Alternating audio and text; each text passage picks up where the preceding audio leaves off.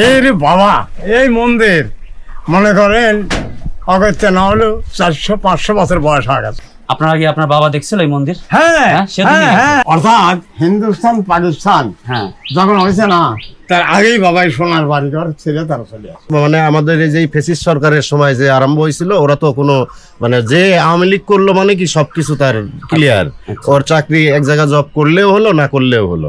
আরো এটা আমাদের এইখানে এই সরকারের পক্ষ থেকে না হওয়ার কারণে আমাদের এইখানে যে এই গরিব মানুষ, হতদরিদ্র মানুষরা আছে, এরা মনে করেন যে এরা এখানে জায়গা নাই, বাড়ি নাই, সেই জায়গাটা এরা এই জায়গাটা এরা বসবাস করতেছে। এবং উনিও কিন্তু একটা অভিযোগ দিলেন যে এত বড় একটা ইতিহাস এই জায়গায় আছে, কিন্তু সেটা কিন্তু সরকারি কোনো লোক এটাকে দেখভাল। এখানে একটা মুরব্বী, ওনার বয়স প্রায় 80+, উনি বলতেছেন উনি ছোটবেলা থেকেই এর উপরে ওঠানামা করেছেন, অনেক স্মৃতি এখানে ওনার ঘেরা।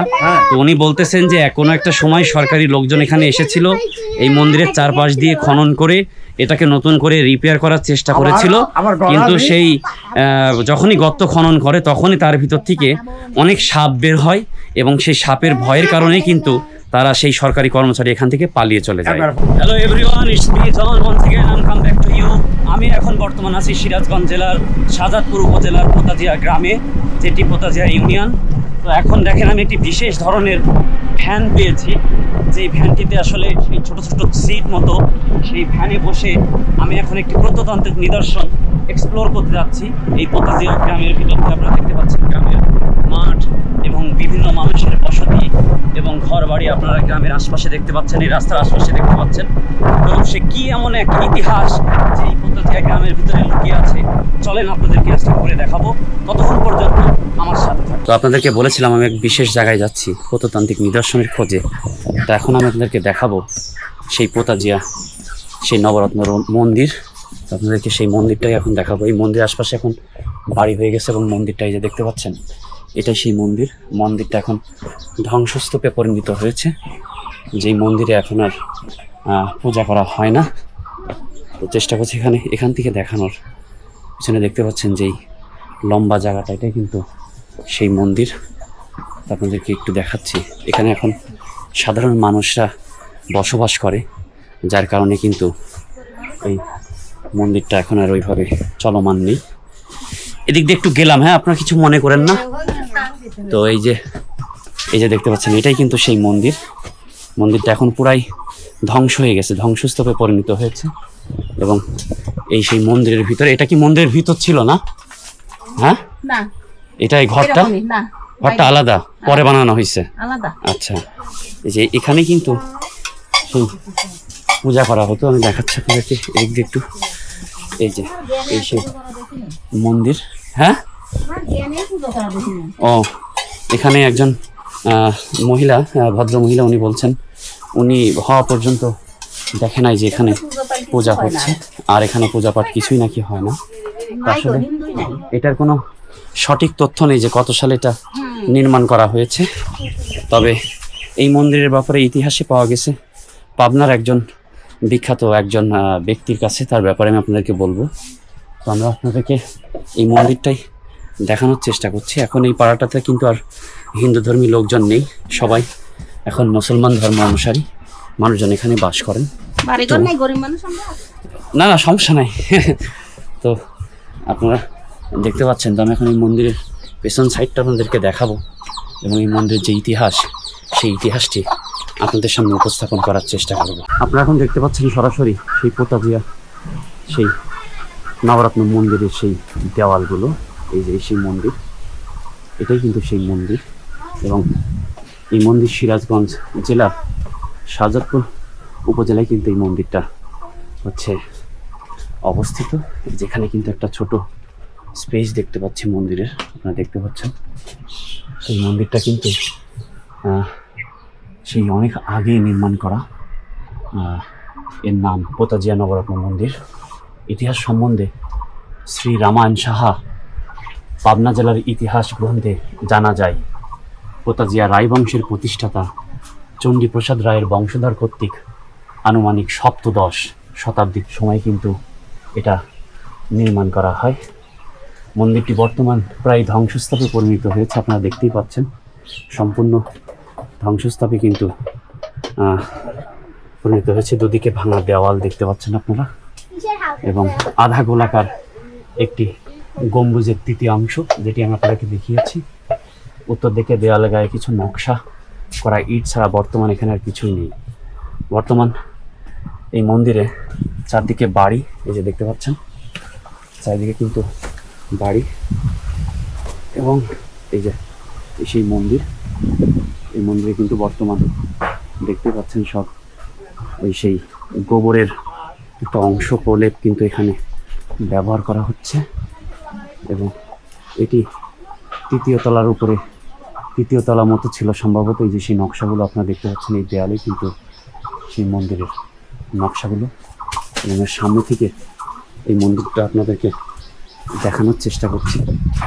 এই যে গোলাকার এই যে মন্দিরটা, তো দেখতেই পাচ্ছেন যে এই সেই মন্দির, মন্দিরটা এখন সম্পূর্ণ ধ্বংসস্তূপে পরিণত হয়েছে। আপনারা দেখতে পাচ্ছেন এক গোলাকার মন্দির, এটা পোতাজিয়া সেই নবরত্ন মন্দির।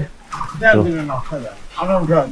এখানে একজন মুরব্বী দেখতে পাচ্ছি। মুরব্বী, একটু কিছু বলেন দর্শককে, আপনি কত বছর ধরে এই মন্দিরটা দেখছেন? এই রে বাবা, এই মন্দির মনে করেন অগত্যা না হলেও 400-500 বছর বয়স হয়ে গেছে। আচ্ছা এই মন্দিরটা, আচ্ছা কথা বলছেন, আচ্ছা। আমরা জন্মার পরে এইরকমই দেখতেছি। আমার বয়স 80 বছর। আপনার বয়স 80 বছর? হ্যাঁ। আপনার আগে আপনার বাবা দেখছিল এই মন্দির? হ্যাঁ হ্যাঁ, সে তো হ্যাঁ দেখেছে। হ্যাঁ আচ্ছা, এই যে এই নকশাগুলো এখন ভেঙে গেছে না? হ্যাঁ। এবং এটা কি আগে আরো বড় ছিল? আপনি যখন ছোটবেলায় যখন দেখছিলেন? বড় ছেলে মানে আমি বুঝা দিই আপনি। হ্যাঁ, এইদিকে আসেন। ইনি দেখাচ্ছেন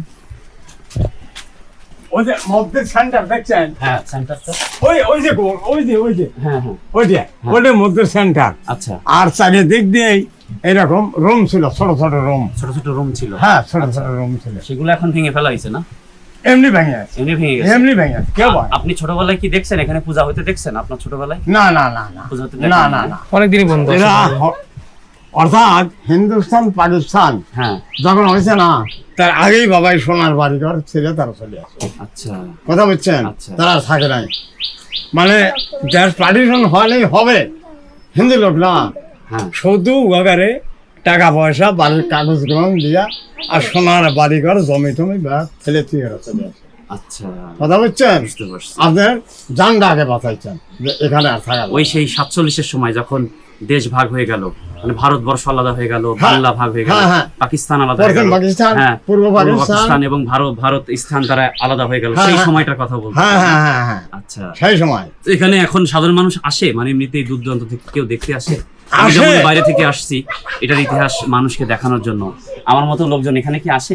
আসে, অনেক লোক আসে। আচ্ছা, অনেক হ্যাঁ, লোক আসে না? আজ 3 বছর আগে ভারত থেকে লোক আসছিল, আমার সাথে করেই ওরা ফটো তুলে নিয়ে চলে আসে। আচ্ছা, আপনাকে সাথে করে নিয়ে গেছে? হ্যাঁ, আমার সাথে করে। তো কেমন লাগে আপনার কাছে এই মন্দিরের পাশে আপনার বাড়ি, বিভিন্ন এই তো, মানুষ আসে, এইটাই আমার এটা আপনার বাড়ি? হ্যাঁ হ্যাঁ তো আপনার কেমন লাগে যে এত বড় একটা ইতিহাস, যদিও এটা আপনি তো মুসলমান ধর্মের লোক তাই না, হ্যাঁ, তো যদিও এটা হিন্দু ধর্মের একটা স্থান, তারপরে তো এটা তো একটা ইতিহাস, প্রায় হ্যাঁ, ইতিহাস। 700-800 বছর আগে হ্যাঁ, নির্মাণ। হ্যাঁ। সেই জায়গা থেকে আপনার কেমন লাগে? ভালো লাগে?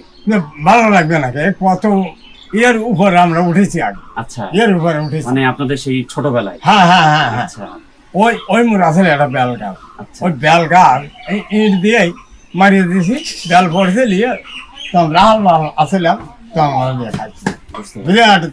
তো আপনারা দেখতে পাচ্ছেন এখানে আরো একজন মানুষ আছে, আমরা কথা বলার চেষ্টা করব। হয়তো, সরকারি কর্মচারীরা এই জায়গায় এখনো আছে, এটা সরকারি প্রতিষ্ঠান হিসেবে সরকারি কর্মচারীরা বোধহয় এখনো বেতন টেতন পায়। হ্যাঁ, এটা তো ধরেন কেউ খোঁজ খবর নেয় না। আচ্ছা, এটা কাচারির থেকে আসে, এটা সরকার এটা কখনো এটার খবরও নেয় না, আর এটার কোনো কিছু বলেও না। আচ্ছা, কারণ হচ্ছে যে এখনো মানে আমাদের এই যে ফেসিস সরকারের সময় যে আরম্ভ হয়েছিল, ওরা তো কোনো মানে যে আওয়ামী লীগ করলো মানে কি সবকিছু তার ক্লিয়ার। আচ্ছা। ওর চাকরি এক জায়গায় জব করলেও হলো, না করলেও হলো। আচ্ছা, এরকম ভাবে এই প্রতিষ্ঠানটা এরকম ভাবে পড়ে আছে, এদের কেউ কোনো দিন কোনো খোঁজ খবর নেয় নেই। আচ্ছা। আসে কোনো মিডিয়া আসে তুলে নিয়ে এর ইতিহাসটা নিয়ে চলে যায়, আচ্ছা। তারপরে আর কখনো আর কোনো কথা বলে না। আশা করি আমার এই ভিডিওর মাধ্যমে দেশের মানুষ জানতে পারবে তো আপনি তাহলে এক প্রকার হচ্ছে অভিযোগ দিচ্ছেন অভিযোগ যে এত বড় একটা ইতিহাস যে যে হ্যাঁ, জিনিসটাকে হ্যাঁ, হ্যাঁ। পরিচর্যা করে রাখা জি, জি, দরকার, জি, জি, কিন্তু জি। সেই পরিচর্যাটা সেই সরকারের পক্ষ থেকে না, না, হচ্ছে না। সরকারের পক্ষ থেকে বুঝতে হয় না। পারছি। আরো এটা আমাদের এখানে এই সরকারের পক্ষ থেকে না হওয়ার কারণে আমাদের এখানে যে এই গরিব মানুষ হতদরিদ্র মানুষরা